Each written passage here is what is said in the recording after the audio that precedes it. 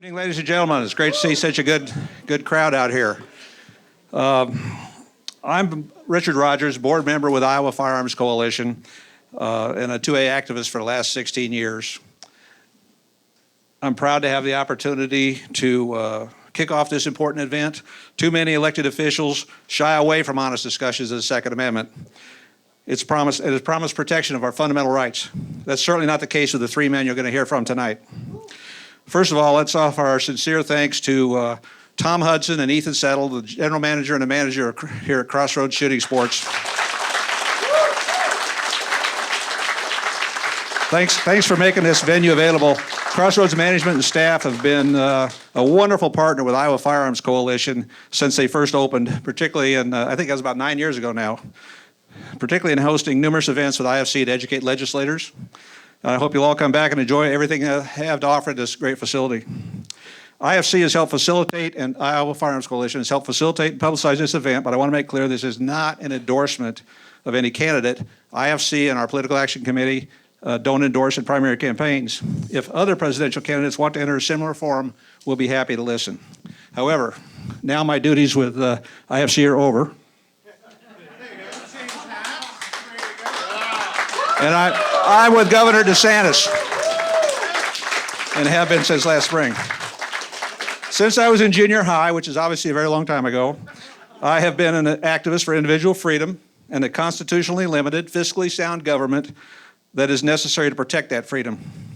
16 years ago next month, I centered my focus on Second Amendment rights. And as those rights are the ultimate guarantor of all our other rights, as I'm sure many of you understand. As long as we, the people, have free access to effective weapons, we're very unlikely to ever need them to defend against domestic tyranny. Should we ever lose that, and the knowledge to use them, by the way, have them and the knowledge to use them. This is a training facility, guys. Come on out. Should we ever lose that access or knowledge, we have little means, or indeed, of escaping the fate of so many people throughout history, including the horrors of the last 100 years. The long history of man is one of subjugation and not liberty. The question is, can we sustain this American experiment in which our freedom of choice, freedom of action, has brought so much prosperity to most of the world, frankly? Since my youth, I've always searched for and supported candidates for office who demonstrated deep-seated understanding of the nature of human liberty and what's necessary to enable and protect it, and also who showed the intelligence and dedication to fight for that liberty.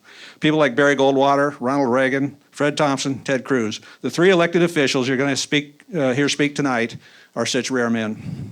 I'm extremely proud to be able to introduce the first of those men, one with whom I've been fortunate to work in the cause of freedom for 16 years now. Representative Matt Winshittle leads from the front, which makes him a target, but he doesn't back down. He joined the U.S. Marines in 2001. Remember, that was a tough time. After a tour in Iraq, he served in the reserves until 2009. You might think that his experience as a Marine shaped his character as a leader, but knowing him, I suspect that his character is what led him to join the Marines, frankly. While still serving his country in uniform, Matt decided to serve his state in the legislature and was elected to the House at the age of 23.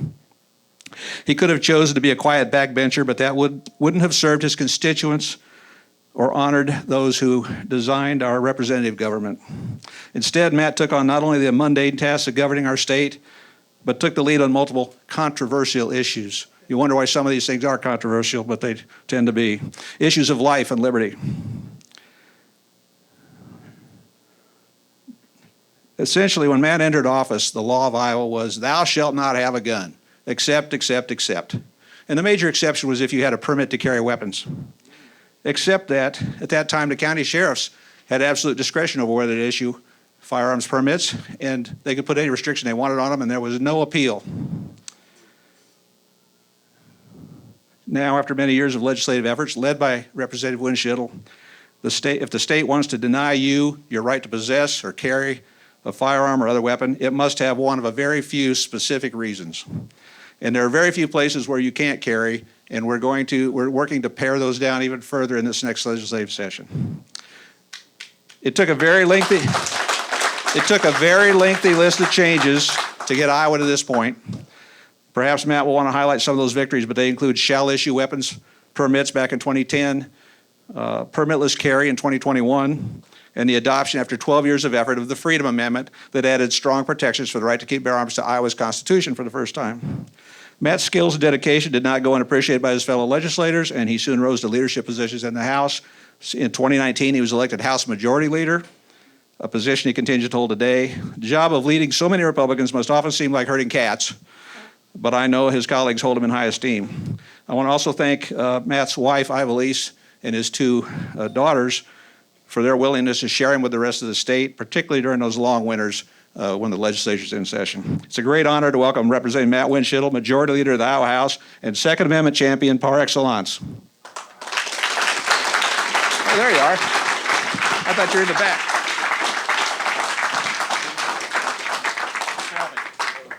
All right. Thank you, folks. Thank you very much, Richard. Before I get started with what I'm going to say, can we all stand and say a pledge of allegiance to our flag, please? I pledge allegiance to the flag of the United States of America and to the republic for which it stands, one nation, under God, indivisible, with liberty and justice for all. All right, folks, thank you very much for coming out here tonight. Thank you for being willing to participate in this town hall. As Richard said, this is how these elections should go. You should be able to hear from people that are seeking to serve you, that are willing to answer your questions, hear your concerns, and be able to be responsive to you. So I want to give you a little history lesson real quick. When I first started, I started in a trifecta that was in the minority. All right, I was 22 years old. I did not know my ass from my elbow in politics, literally. I had not gone to college for anything but gunsmithing, and I was sitting there in the minority for 4 years, and I was watching, and I was learning, and I was listening. But one thing that I knew that I needed to do was to be able to advance our fundamental freedoms and our fundamental rights. It's one of the reasons that I chose to run for office. So when we got into the majority in 2010, that was the same year that we were able to pass shall issue under a Democrat trifecta because they knew that we were coming for them. And we did. And we won the majority in the Iowa House, and we took the governor's office back. So it went from being the situation where you would have sheriffs across the state denying people the opportunity to carry a firearm for any reason that they deemed necessary. So we went from may issue to shall issue. Now, in the intervening time when we had divided government, we fought every year to try and advance your fundamental rights. And we were successful on some fronts. Richard has been there by my side the entire time, and I can't say enough about the great work that Richard Rogers and Iowa Firearms Coalition does. So Richard, thank you very much. So, in that time, we were able to legalize suppressors. And of course, all of the nanny staters were saying, oh my goodness, you're gonna have all of these scenes out of the Hollywood movies and people are gonna go pew, pew, pew, and you'll never find them, right? Well, we proved them wrong, all right? We were able to legalize suppressors. What year was that? Was that 2015, Richard? Suppressors was in 16. 16, all right. Well, in 2017 is when we finally were able to get a trifecta of Republicans. So when we had that trifecta, the Senate was finally flipped over to Republicans. One of the first things I did was I called Richard. I called Michael Ware, a good buddy of mine who's also with IFC, and I said, Katie, bar the door. Let's put all this stuff together. All right? We created the biggest and most comprehensive Second Amendment legislation that any state had ever seen. We called it the 2A Omnibus. Michael called it the Burrito Bill. There were so many people that were just baffled at how we were able to put, it was about 17 different divisions into this bill. And it ranged from parents being able to teach their children how to handle firearms when they're under the age of 14. Such an archaic law that we'd been trying to get repealed that we finally were able to get it done. We legalized short-barreled rifles, short-barreled suppressors. We also finally got stand your ground. All right, so you can defend yourself where you have a lawful right to be. You can stand up for yourself. You don't have to try and run away first. All right, we got so many great things done in that bill, and it was monumental. We rewrote the shall issue to make it more streamlined for you to be able to go out and get your permit. We also made sure that we were able to, when you move from one county to another, that you could get your permit renewed there at the sheriff's office without having to go through all of the other rigmarole. But in that time, we also were able to start the process, which we had started previously, of passing a constitutional amendment. Now, granted, there was a little snafu there in 1 year, but we won't get into that. But we were able to finally get that constitutional amendment passed through 2 general assemblies, and then this last election cycle, it passed on the ballot. It passed so overwhelmingly Democrats' heads were spinning. It passed in 97 of 99 counties. Want to guess the 2 counties that didn't pass in? Story? Johnston. All right. It even passed in Polk County. All right. So thank you for those of you in Polk County. Now, some of the statewide electeds don't like it when I say this, but that amendment passed with more votes than what Governor Reynolds got, than what Chuck Grassley got. It had the highest margin of victory of anything that has passed with those constitutional amendments. So we now have in our state constitution, you can go and you can look at it. It's right under section 1, and it's 1A. The right of the people to keep and bear arms shall not be infringed. It's there. But the other thing that we did, and it took a long, hard work to get it done, we made sure that it was not going to be misinterpreted.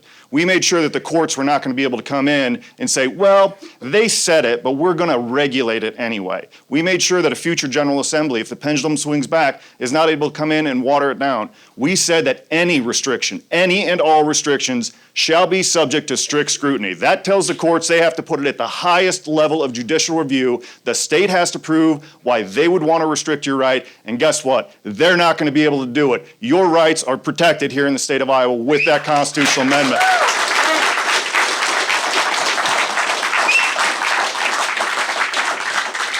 Now, one of the other things that we were able to do, and it took 15 years of proposing it, going through different machinations of it, trying to convince legislators that it was the right thing to do. We finally moved Iowa into one of the categories that most states don't have, but Florida does. Thank you, Governor DeSantis. We were finally able to pass permitless carry, constitutional carry. You no longer have to ask the government permission to exercise your fundamental right to keep and bear arms. So we've made a lot of progress. There's still work to be done, and Richard and I know that, and we are going to continue to fight in the legislature. I see some of my colleagues right here that have been with me in this battle, so thank you, gentlemen, for helping. But we're going to continue to try and make those advancements. But one of the things that concerns me is that even though we've done the right thing here in Iowa, and Governor DeSantis has done the right thing in Florida, if we have a chief executive in the White House that is unwilling to respect and recognize our fundamental rights, they're going to continue then to allow the ATF or the FBI or the DOJ to come in and force unconstitutional provisions on you. They're going to weaponize those departments. They already have shown that they're doing it, and they're going to continue to try and break away and chink away at our fundamental rights. We can't have that. We need somebody in the White House that is going to tell those departments, no, you don't get to do that. You don't get to do it by bureaucratic fiat. If you're going to do something, it comes through the Congress, and then it comes to me, period. I'm concerned that we've had some other candidates out there that have already said that they're willing to negotiate. They're willing to barter when it comes to your fundamental rights. That is unacceptable. We've got other people in this race that have literally said when it comes to things like red flag laws or ERPOs that, yeah, we can do, take the guns first and then we can do the due process part of it later. That is unacceptable. We have to stand up against that. So, you didn't come out here to hear me talk, but they did want me, the campaign asked me to go through and highlight some of these things because these things are on the line if we don't have the right people in elected office and if we don't have the right person in the White House. That's why I'm proud to have endorsed Governor DeSantis early on this spring. I've been out there with him on the campaign trail at multiple stops. I've seen how hard he is working, how hard First Lady Casey DeSantis is working. I have seen them. They are the real deal. They are honest people. They have gone to all 99 counties in Iowa, the only campaign to do that. That is showing respect to Iowans. That is showing Iowans that they want to hear from you. They want to know what your concerns are. They want to be able to take those concerns and turn them into positive action on your behalf. That's why it is an honor for me to say that I've endorsed Governor Ron DeSantis. He is the right person at the right time to not only lead our country, but to lead the free world. So without further ado, please help me welcome the next president of these United States, Governor Ron DeSantis. Thank you. Thanks so much. Thanks, Matt. Appreciate it. Thank you. Thanks, you all, for coming. It's great to be here. Thank you so much. Oh, please have a seat. Please have a seat. It's exciting to be here. You know, I thought about, because we had a little bit of a meeting before, we were talking about some of the issues affecting the country, our constitutional rights and all this stuff. And I thought about a discussion, and look, this is a story that goes back to the founding of our country. We had three of our founding fathers, Benjamin Rush, Thomas Jefferson, and Benjamin Franklin. They had a debate about what was the world's oldest profession. And Benjamin Rush said, Rush was a doctor, so he said the world's oldest profession was a physician because Eve was cut out of Adam's rib. It had to be the physician. Thomas Jefferson, who I think you know designed Monticello and all these other things, said no, the world's oldest profession was the architect because it was the architect that brought order out of all the chaos in the universe. And Benjamin Franklin said, no, that's not right. The world's oldest profession is the politician. Who do you think created the chaos in the first place? And I think about it, and it just rings so true today because so much of the problems we see are self-inflicted by an out-of-touch political class. And we can talk about all the different issues, and we've done it throughout the campaign. We'll continue everything from crime to border to educate. It's all very important. But one of the things our political class has done is they've really failed to safeguard our Constitution and to protect our constitutional liberties. And this has happened over a number of years, but we're now in a situation where you used to talk about debates over things like Second Amendment rights about, okay, what might this legislature do or what might Congress do to infringe your rights? And that's still something that's important, but it's even gone beyond that to where a bureaucracy, without anybody ever voting any of these people in, can just decide that something like a pistol brace is illegal, and they can render with the stroke of a regulation millions of people to be felons. Just with that, without any debate, without any due process, without any of that, that is a government run amok.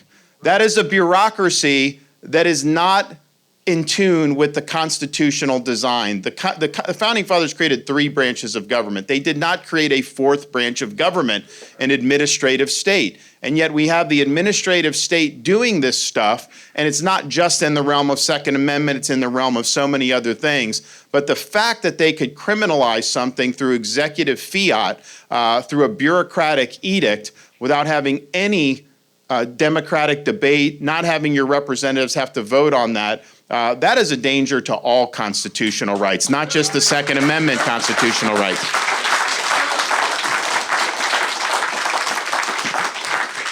And so, and truth be told, no one had ever really tried to do that until the Trump administration did it. They really set the ground rule when they tried to do this bump stock thing. Look, it's just a piece of plastic.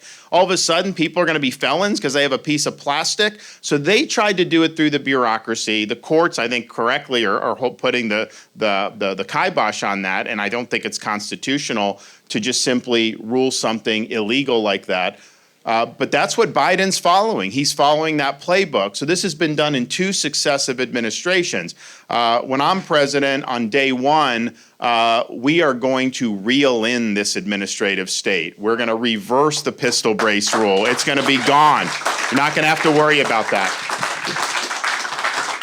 So we've come a long way to where we should be as Americans, but we need to restore the Constitution to the centerpiece of our national life. If we don't do that, then a lot of these other battles, you can win a battle on taxes, you can win a battle on border, and they're important, but ultimately we're not going to save this country unless we get the Constitution back first and foremost and these rights respected. And it's not just, yes, the Bill of Rights are important, but it's also the structure of the government. You know, the Founding Fathers didn't even have a Bill of Rights in the original Constitution. The people that opposed the Constitution were the ones that read. And the founders, the reason they said is because, you know, you have a legislative branch, executive, they check and balance each other. That's really the number one protection of freedom, and that is broken down because Congress doesn't do its job. They delegate to the bureaucracy. The bureaucracy does things without. So we need to get all of this back into whack. And if we don't do it now in 2024, I don't know that we're going to be able to have a chance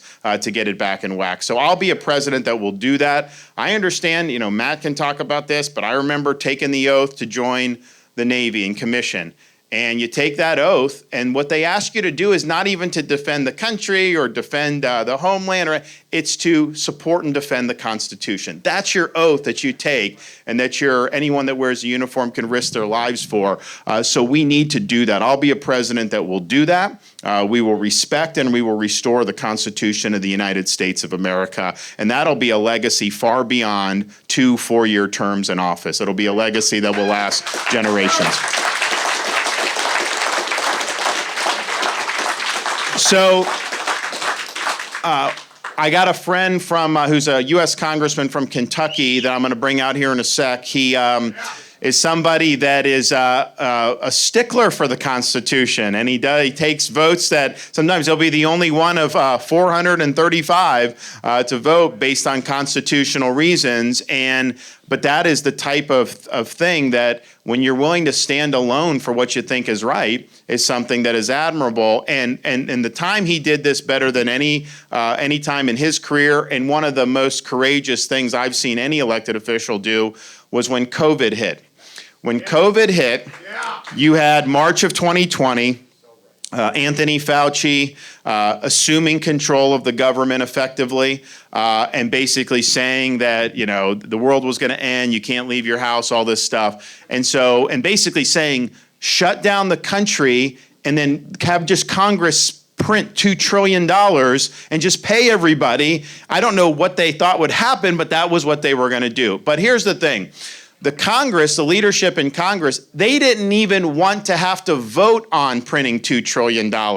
They wanted to be able to add $2 trillion to the national debt without even taking a recorded vote. So nobody would have been responsible for this, and they were just going to plan on doing it in the dead of night. Well, Congressman Tom Massie said, no, that's not the way constitutional government works. We're not going to have this republic die based on unanimous consent where they're hotlining $2 trillion. So he objected to what was going on. He took more flack than probably a congressman has taken, certainly in my lifetime, because of the hysteria. See, we kind of forget, I think, because we're 3.5 years past, just how crazy it was at the time. And he was getting hammered and hammered and hammered, and he stood tall. He forced all these congressmen to come back and do their job and to actually put their names to this piece of legislation. And the thing is these congressmen were saying it was too dangerous for them to do their job, but they expected the people at the grocery store to get their groceries and the people at the fast food place to serve them in a drive-thru and all that. So they wanted everyone else to be doing it. They didn't want it to do their job.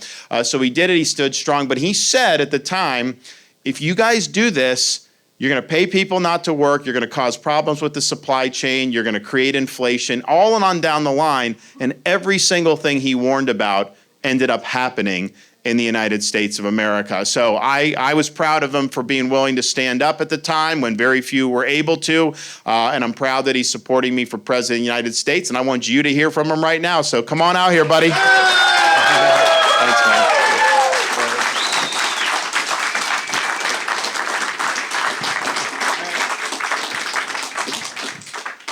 Is this thing on? Is it on? Boom, boom, boom. Here, take that one. He's being modest. Let me tell you the rest of the story, like Paul Harvey says, right? So I got in my car and I drove to Washington. That's on. Okay. Yeah.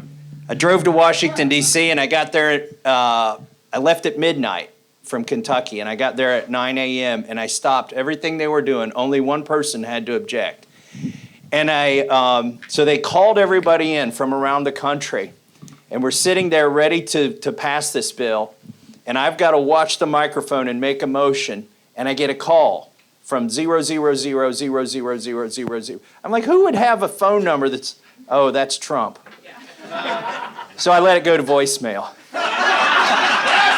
So then, like 30 seconds later, I get a call from that same number. I'm like, doesn't he know I'm busy? So I let it go to voicemail. 3 times it went to voicemail. And I thought, well, he'll leave a message. And so a 4th call, somebody left a message and said, you need to call the president back. So they yielded some time, and I knew they couldn't snap the ball, so I walked out and I called the White House switchboard back. And this voice comes on. I'm coming at you like you've never seen. Never in your life before have you seen the way in which I will come at you. I'm more popular than you in Kentucky, and you know it. I'm going to back your primary opponent, and you're going to lose. So then I try to explain this is constitutional. Like, you can't spend $2 trillion with nobody here. And Mr. President, it's going to pass anyway. So he started screaming at me for like 3 solid minutes. And the more I tried to speak, the more he screamed. And then he goes, "No, this is the second time you've done this." And I was immediately hopeful because I'd done it like 8 times and he forgot. On the fake Obamacare repeal, I didn't go along with that. That was fake. They were not going to let you buy affordable insurance. That was a fake repeal. I would not let them do that either. But he'd forgotten about that. But anyways, he repeated it all, and everybody hated me. Nancy Pelosi went on TV, MSNBC, and called me a dangerous nuisance. You know what? I think we need more dangerous nuisances than Nancy Pelosi.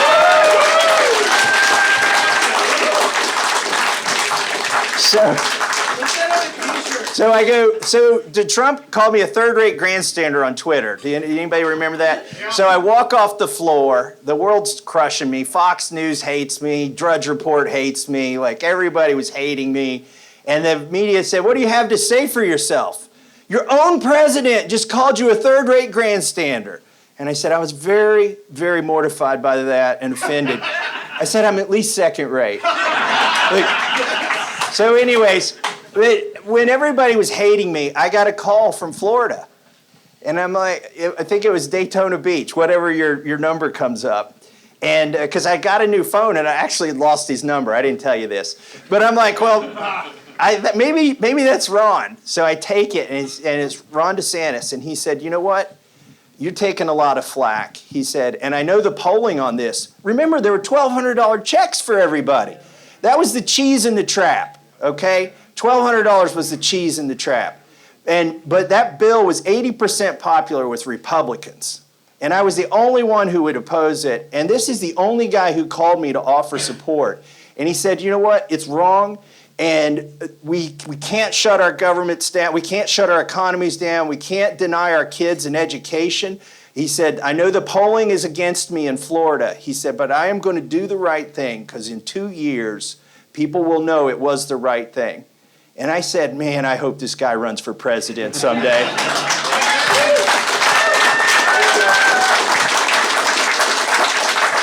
By the way, I built this, it's a debt badge that I wear on my lapel. I'm an engineer too. I'll pass it around. Somebody make sure I get that back. But it's to shame my colleagues. When they look at me, they have to see the debt updating in real time every second of every day. I love getting on an elevator with Adam Schiff. One of the congresswomen, she was staring at my chest. I said, "My eyes are up here." Like, they can't look away from the debt when I'm wearing it. And I've been saving, by the way, this guy is the Energizer Bunny, Ron DeSantis. I cannot keep up with him. I'm worn out. I drove 700 miles yesterday to get here because you guys matter, right? By the time this election gets to Kentucky, it will be decided, and you're going to decide which direction it goes. And that's why I came here. I can barely keep up with this guy. We've been on planes, trains, and automobiles today. I'm not exaggerating. His kids were excited. How, is it a train? Is it a plane? What is it, Dad? But I brought another debt clock that I built for him to have so he can keep track of the mess we're making in D.C. All right.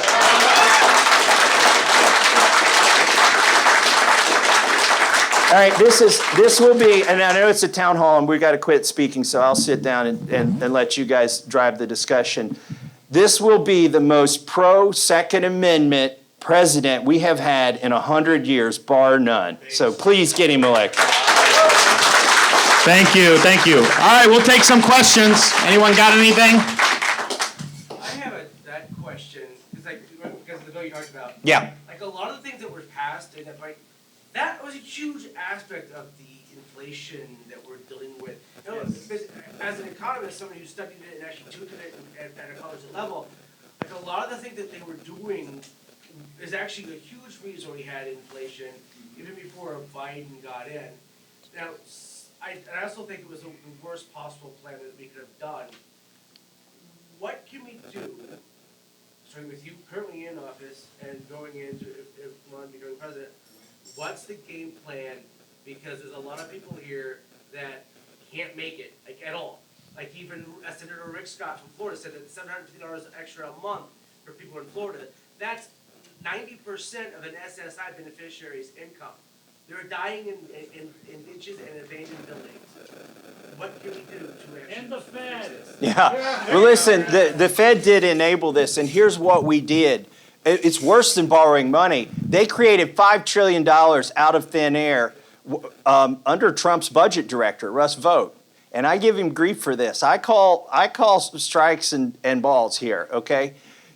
You know, a lot of this is due to Joe Biden, but have you added up how much was under Trump? It was like $7.8 trillion in 4 years. That's a record for anybody, Democrat or Republican, and a lot of it was created out of thin air. We can't undo it. The only way you could undo it is to tax that money, bring it back in, and burn $5 trillion and take it back out of circulation. And that would kill the economy too. We are stuck. Those prices you see, they are baked in. But to keep them from going up more, we got to cut spending. That's the only monetary thing we can do. But Well, and you know, we worked together on like auditing the Fed and stuff like that, because what the Fed has done is they've taken so much power over the economy when the role of a central bank should just be stable currency. And you should not be doing, I mean, they started the quantitative easing for the financial crisis. That was supposed to be extraordinary measures, and they just kept doing it for so long. And then when COVID hit, the Congress did the $2 trillion with the CARES Act, and then they really, really created a lot of money and pumped it in. And then they said, you're not going to have inflation. When you do this, you don't get inflation immediately. It's like 18 to 20, 22 months later. And that's exactly what happened. And yes, Biden came in and poured gas on the fire, was totally reckless, and he shouldn't have done it. But it was already baked in the cake for what they did in 2020, because remember, they did another $2.2 trillion in December of 2020, which basically handed off that money to Biden when he came in, and he used that to do DEI and a bunch of nonsense that we're still living with to this day. But it was very predictable that would happen. He said that back in March of 2020, and yet the Congress just kept printing and spending for the calendar year, March of 2020 to March of 2021. I think it was like 6.2 trillion that was spent during that period. And we've never, that's more than like World War II that we did. And for what? What did this country gain by that? We should have never handed the country over to Fauci in the first place. That is where we went wrong by doing that.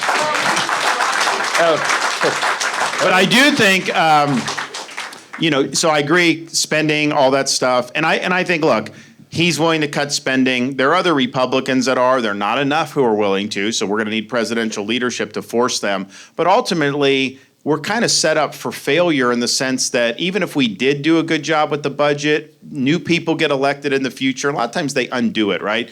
So you really need things like term limits for members of Congress, balanced budget amendment for the Constitution, line item veto for the president.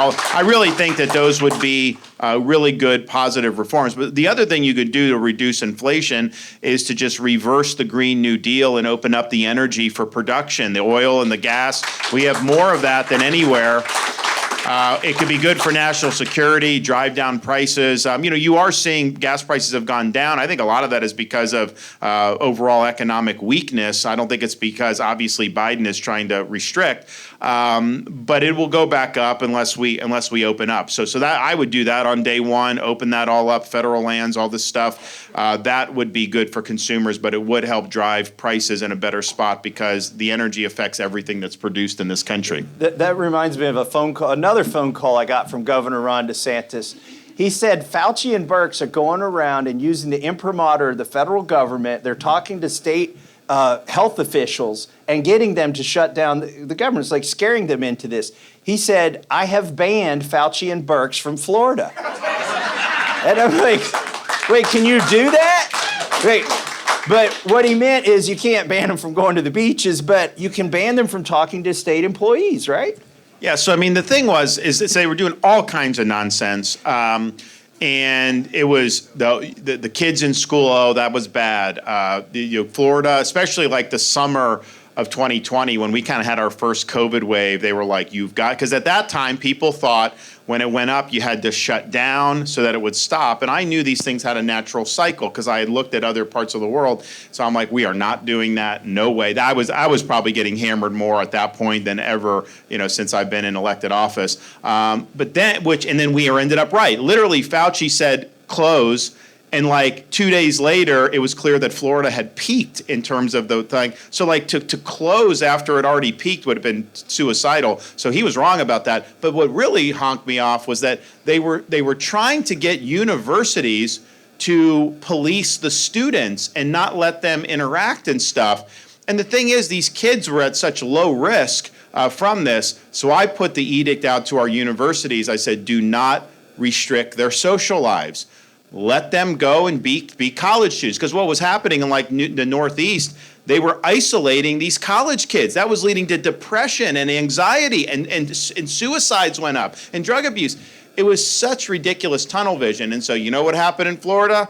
Kids got to go. Yeah, if you were driving in Tallahassee, Florida State campus in September of 2020, you'd see them all out at the bars or at house parties or whatever. Did a lot of them get COVID? Yeah, you know what happened? They got it, they got over it, and then it left the campus basically. And so that was what we knew would happen. So, but the way that they came down on young people was really catastrophic. K-12 school closures, like in California. We did it right in Florida, because when I'm debating Gavin Newsom a couple weeks ago, the governor of California, he was trying to say California was open and Florida was not during. Are you kidding me? They had kids locked out of school for a year and a half. I had families moving from California to Florida just so their kids could play sports their senior year or participate in activities. So, but the damage they did to K-12 students and college students with these edicts was just unbelievable. And so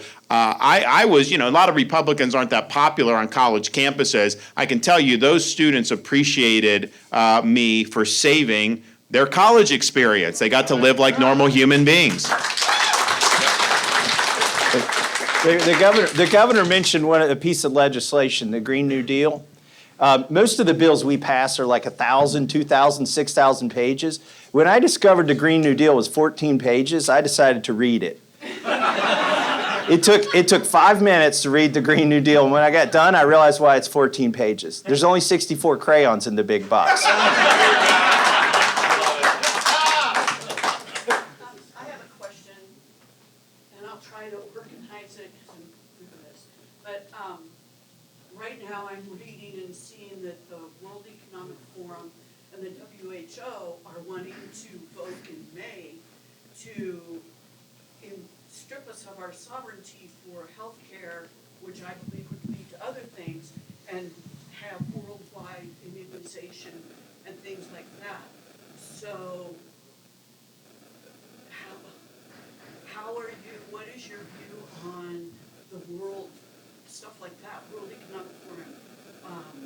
Well, in the World Health Organization, so they want to do they call it a pandemic treaty. It's really a lockdown treaty, and they want to be able to impose that across the world. Biden is for it. When this first came up, I guess earlier this year, we had I had the Florida legislature pass a law. So in Florida, we do not recognize the WHO lockdown treaty at all. So it's null and void in Florida.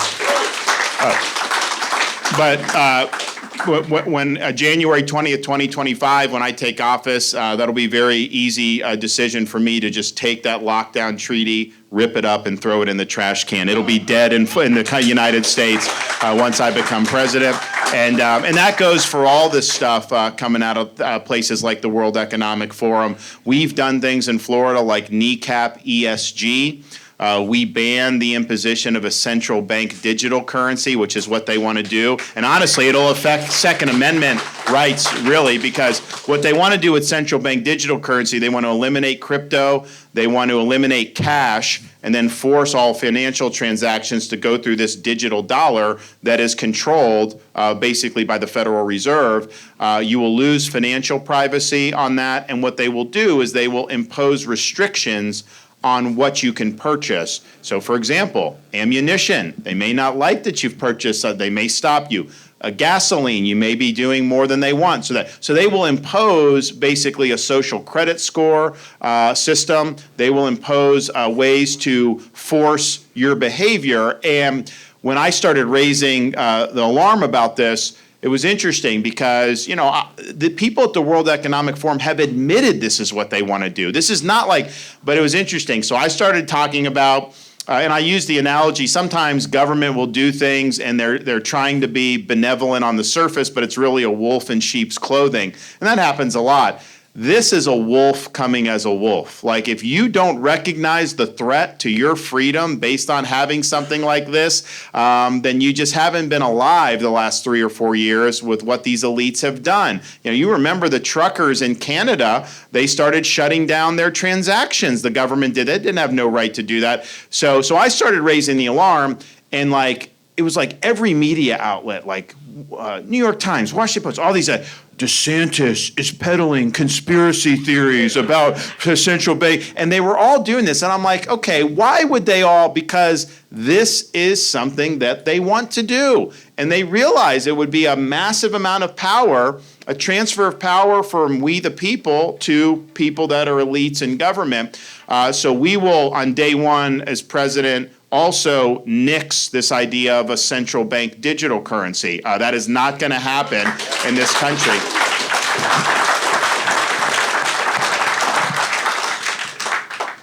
You mentioned amending the Constitution for term limits and amending the Constitution for a balanced budget.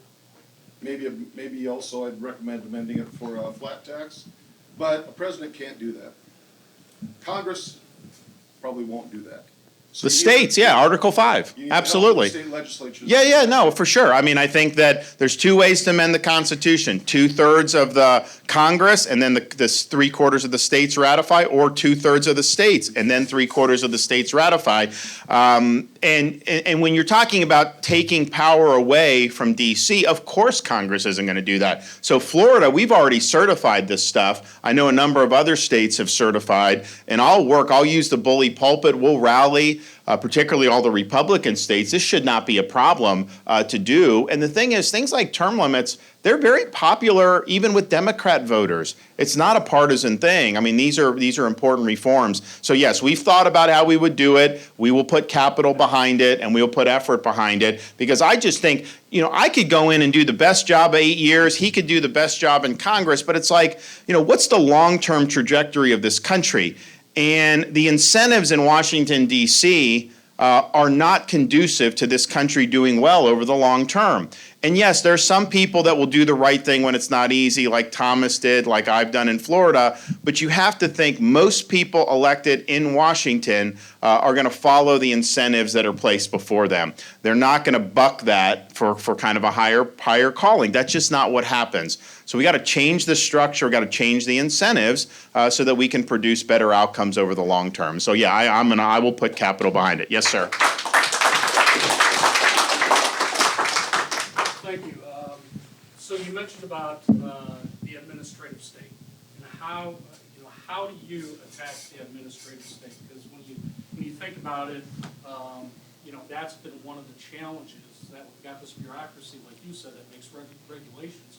So no matter what the president does, or even laws get passed, now all of a sudden you've got the administrative state that basically says, hey, this is what how we interpret it and how you need to execute. So. Well, look, I'll let Thomas take, but one is I want Congress to assume more responsibility. I want less power from the executive branch, and so they have a piece of legislation called the REINS Act, which is any major regulation will not go into effect unless it's approved by both houses of Congress. So this serves two good functions. One, if a bureaucracy is running amok, your elected representatives can stop that. The other thing is, if there's something that's done that's not good and your representatives vote for it, you can hold them accountable for voting and vote them out of office. And I welcome that, even though that would mean less power for me. But no, on all these agencies, you put people in, like, for example, Biden did he wants to force the electric vehicles. He's doing that through the bureaucracy. I'll reverse it through the bureaucracy. And so, we'll definitely do that. We will rein in 100%. I think the challenge is doing things in ways that are going to stick beyond just your term in office. And I think you need 2 terms to be able to really make it stick. But we're going to do things like there's 50,000 bureaucrats who are involved in policy making. We're taking them out of civil service, putting them in a separate Schedule F, and they can be terminated at will at that point.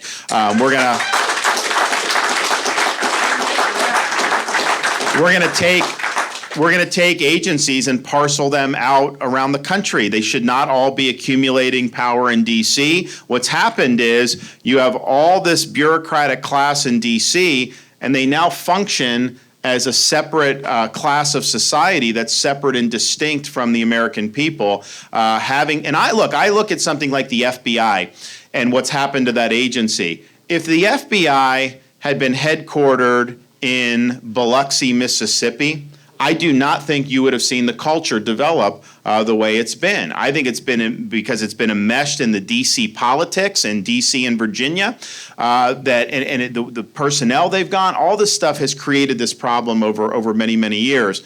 So that's something else we're going to do. And then we also have a bunch of other levers that we're going to pull, where you're going to have a president asserting Article 2 power to the fullest extent to basically corral power that has gotten outside what the Constitution envisioned. And yes, I'm going to get sued on it.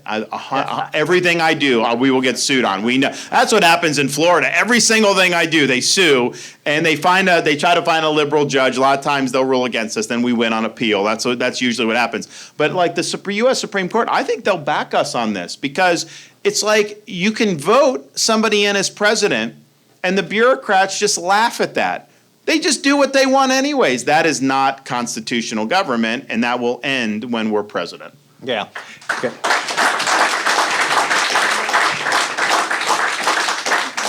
I think this is the first presidential candidate who has ever come out in favor of legislation that would limit his power as a president. I mean, that is remarkable.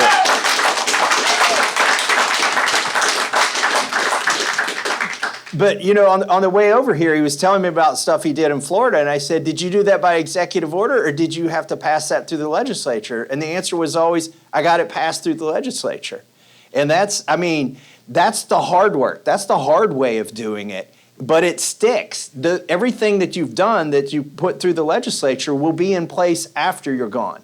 And that's what we need. He mentioned the REINS Act. That actually, we debated that and had a hearing on that in my subcommittee, in the Judiciary Subcommittee. Jim Jordan wanted me to chair the subcommittee on antitrust.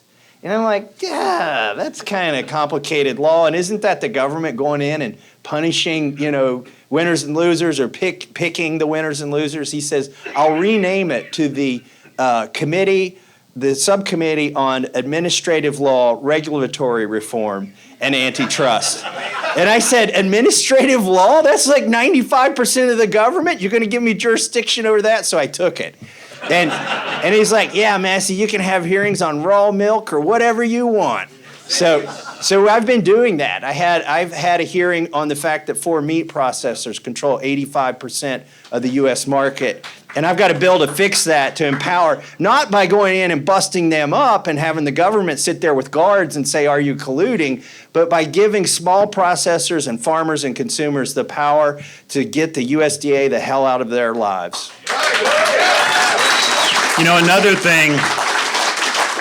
Another thing we'll do that is kind of like, because the administrative state has been unaccountable, you have like the Department of Education has like SWAT teams and stuff. We are going to eliminate that nonsense. I mean, they should not be militarized, they're politically weaponized, and then they're militarized. Like, that is totally unacceptable. So you're going to see these IRS agents, Department of Education, like, that is just a non-starter with me. They should not be wielding that power.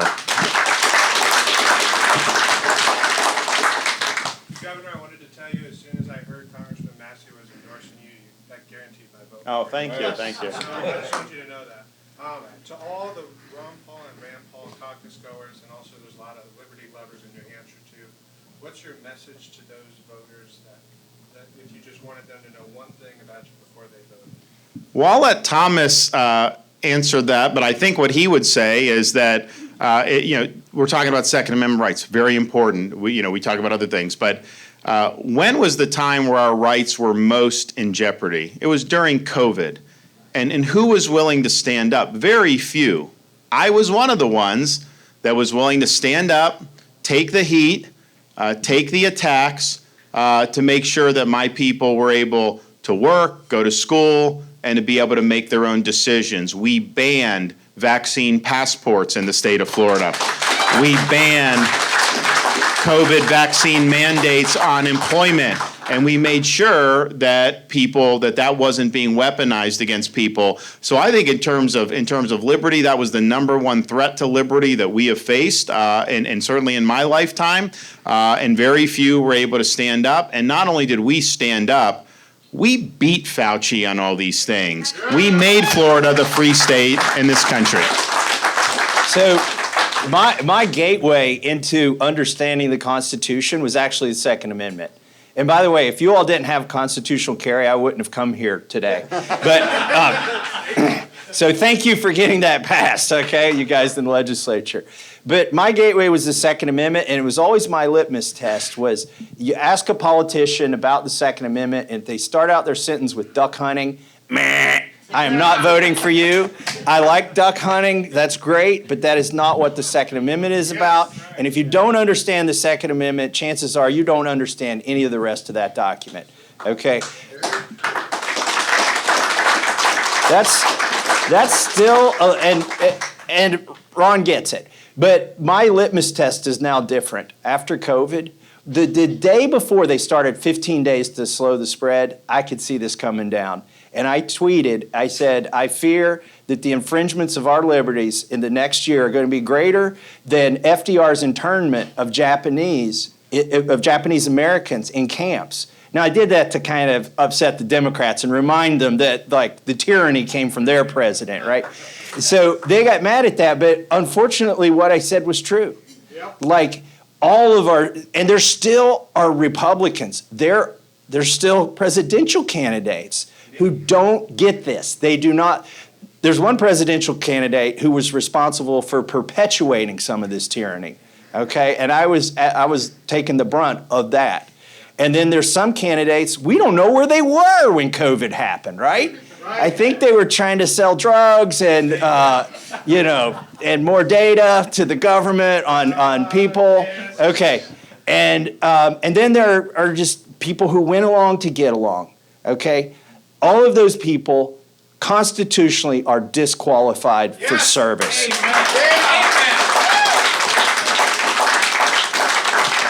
And the governor put his finger on it. The greatest threat to liberty that's happened in my adult lifetime was during COVID, and this is the only guy who was fighting when it could have cost him his position in government. And so not only that, but then looking forward, we need a reckoning for what happened in this country. We need to hold these agencies accountable, Fauci, everything.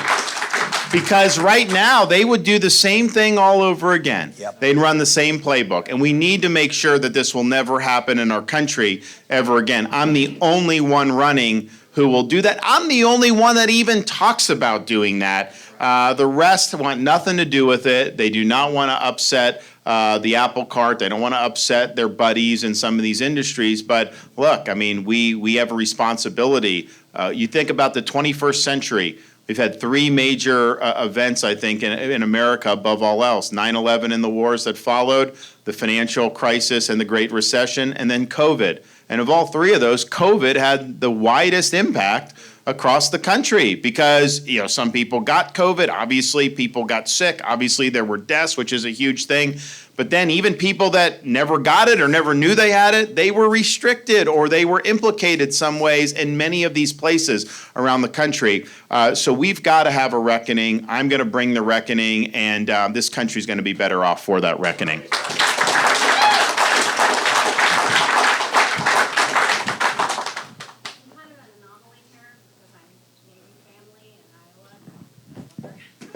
Yeah, but it's interesting. Iowa's got a pretty good Navy tradition. In fact, we were just talking about it coming up. Yeah. So it's interesting. And one of the guys, as a former baseball player, Bob Feller was in the Navy in World War II, and he could have just been traveling and pitching and entertaining troops, but he's like, no, I want to go to war. Go ahead.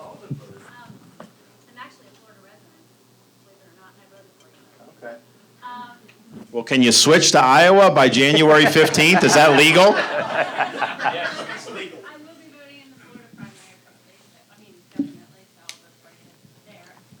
But we've been here about 3 years, and I know personally what affects me is the growing trend of insurance being canceled in Florida and California and Louisiana and all these places. And being a military family that has multiple homes in multiple states, that worries me. What can the government do to help us, get the insurance industry more healthy so that doesn't happen to us? Yeah, I think there's a couple things. One, because of the inflation and everything with COVID, it's been a problem nationwide just generally. Two, I think you have a lot of movement to things like ESG and climate change and stuff, which is causing these policies to be more expensive, which I don't think is a legitimate way to do it. We've kneecapped ESG a lot in Florida, mostly with our pensions, but I do think it's getting into that industry. And then, just in Florida, obviously we have storms and stuff. We've actually done some reforms, and we've had 6 companies come back in, and we got another 5 in the hopper. So to have 11 in a year come in, that's different. I think because they've been leaving California or whatever. When we saw the problem, we did stuff to do. But I think I'm concerned about this ESG. I'm concerned about them trying to say climate change and everything, because that's going to make some of these things very, very expensive if they're pricing in all these things that very well may not happen. And that's new from where we were 20 or 30 years ago. Yep. I have a question. So I've heard rumors that, and it's probably not rumors, that Biden wants to pass the red flag law. And I understand the premise behind it. I also understand it could be used as revenge. And my biggest concern is military veterans that have claimed PTSD, which is a very real thing. I know, I'm married to a veteran, and I know several veterans. That red flag law would make them criminals and not able to own guns. What can be done about that? Besides not passing it, these veterans don't deserve that. Just because they have PTSD doesn't mean they can't own a gun. They're not going to go out and shoot people. Yeah. Well, right. No, I don't think post-traumatic stress should be a disqualifier at all. But here's the thing: we, and I think Matt mentioned it, but it was Donald Trump that said his policy on guns was that he wanted to take the guns first, go through due process later. That is not constitutional to do that, okay? And here's the thing: it's not even necessarily about a Second Amendment. Obviously, it implicates that. But government can't come and take your TV set without due process. Government can't come and take your refrigerator from you without due. That's the whole idea, that you have the right to life, liberty, and property that can't be deprived unless they give you due process. And that's what you have to have. So I don't understand why we would want to say that somehow due process doesn't matter. And I do worry about how that would be utilized, because we have a government that has weaponized agencies. And if you're in a blue jurisdiction, Katie barred the door. Why would you want to give the government any more power over your freedoms? I think they absolutely would abuse that. I don't think there's any question about that. And I think it'd go far beyond veterans. I think that there are, because we sit here and talk about legal system, but we've got some serious problems with how this system's been perverted. and you look in some of these areas, I don't know that you get adequate due process. Elected judges, very left-wing areas. So I think it would be a huge risk to a lot of people just on the weaponization angle. Yeah, and there's something going on right now that a whistleblower told me about, and I've tried to introduce legislation to fix it, but it's pushing a string uphill until we get somebody like Governor Ron DeSantis. Here's the problem. Some veterans, let's say they're 50% disabled and they apply for 90% disability. That involves an interview and a doctor asking questions. And one question they ask is, do you manage your own finances? And if you say you do not manage your own finances, they now decide that you're not qualified to own a gun, have one in the house, or ammunition in the house. And the way they impose this is they send you a letter, they approve your 90% disability, which for some people may mean they're not homeless, right? They get to make their rent payment so they get an envelope in the mail that's got two things in it. Number one, we've approved your disability. Number two, sign away your rights, acknowledging that you're subject to the Brady Law here. And so that's how they pressure veterans who are disabled into giving up their rights to own a gun. And the only litmus test they're using is if you answer that question wrong, it might be that your wife, controls the 401k or the stock so that you own, and you just said you answer honestly, they take your guns away. This is sad. They were going to do it at the Social Security Administration, and they had already promulgated this rule, but it was in Obama's last 6 months in office, so we were able to undo it through the Congressional Review Act when he lost his reelection. But we are not able to do it with this VA issue, and these are the things, like Ron has been in Congress 6 years before he was governor. I've been in there 11 years now. We know where the problems are. We just can't find a president who will do anything about them. But we got one here. All right.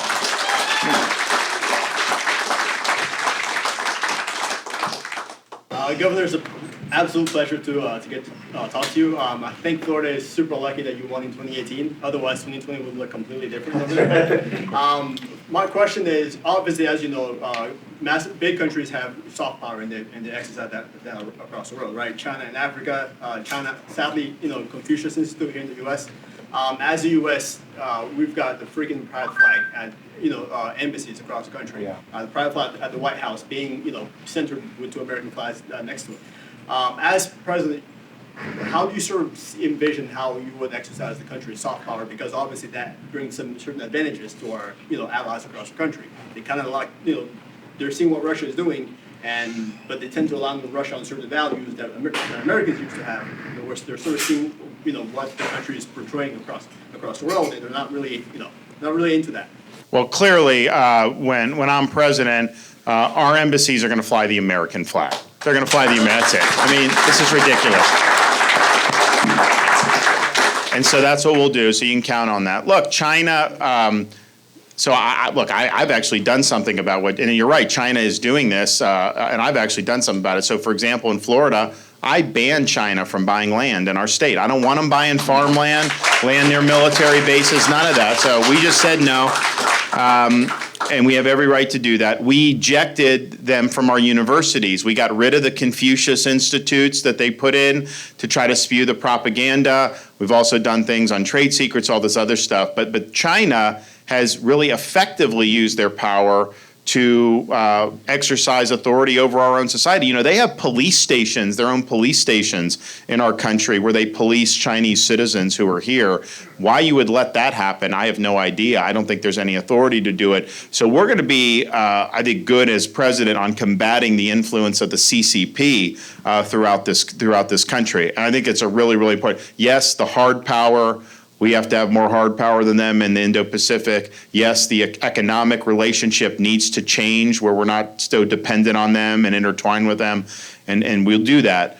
but you also have to deal with what they're doing here in the United States. So we'll have a strong posture in terms of being proud of America. I think we stand for really important principles and values, and I think ultimately, whatever anyone else is selling around the world, you don't see people trying to break through the Great Wall of China to get into China. I can tell you that. You see a lot of people doing whatever they can to get into this country, and yeah, we shouldn't allow them to come in illegally like we are at all. But the fact that for all that the left does to complain about this country, I don't see them moving to Russia or China or Iran. They're not doing that, and so we still, in spite of all our problems and all that, we get more right because we have a great Declaration of Independence and a great Constitution. So let's revive those things and let's turn this country around. That's all we got to do.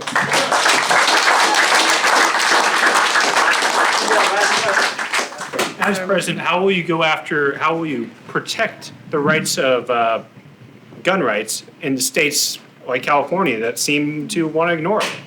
So that's a great question. So obviously, federal government, we're not going to allow infringements, particularly through the bureaucracy. We'll have a Republican Congress. I don't think you have to worry about them passing legislation to infringe. But you have this situation where California, we did this debate. They put on the thing the shooting differences, and California had more than Florida, even though they have all these really restrictive and onerous laws that violate people's rights. And the governor out there said he wants to get rid of the Second Amendment is his position.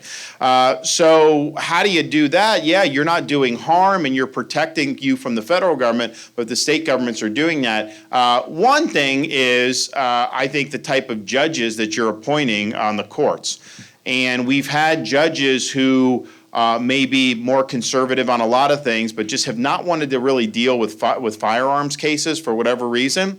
It's almost like they view it as kind of like a second-class citizen in the Bill of Rights almost, that they're willing to do anything on First Amendment, they're willing to do others, but they just don't really want to deal with that kind of Second Amendment. So we're going to have judges that are going to say that the Second Amendment says what it means and means what it says, and it should be applied based on the original understanding, and that should be done in ways that vindicate people's rights when they're threatened. So I'll be in a good position to do that. It's interesting on the Supreme Court. You look at how the court is now, people say it's a 6-3 conservative court. That's not really true.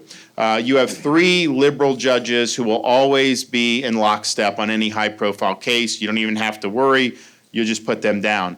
Then you've got 2 constitutional conservatives, Thomas and Alito, who get it right almost every time. But then the other 4 really vary. You have Chief Justice Roberts, who, sometimes there, sometimes there. Then you've had all Gorsuch, Barrett, and Kavanaugh, the 3 Trump judges, who, have ruled well most of the time, but have also not ruled great on some cases. And so the next president, certainly if you serve 8 years, would likely have to replace Thomas and Alito.